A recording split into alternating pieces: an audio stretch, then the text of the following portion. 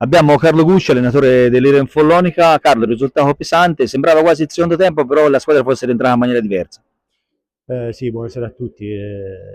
La partita non è andata bene per noi, risultato pesante, come hai detto, e non abbiamo giocata, diciamo. All'inizio abbiamo approcciato male la partita, abbiamo provato a cambiare qualcosa, ma l'andamento non è cambiato, è andata così e purtroppo prendiamo poco da questa partita di buono e tanto di quello fatto male.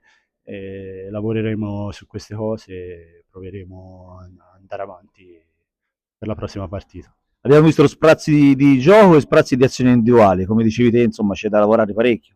Sì, tanto, sì, sì, noi puntiamo soprattutto sul gioco, sappiamo che individualmente riusciamo a fare pochino e se giochiamo di squadra riusciamo a, a giocare certe partite. Se pretendiamo di giocare uno contro uno, di risolvere le partite da soli, come in qualsiasi sport di squadra, diventa molto difficile la cosa.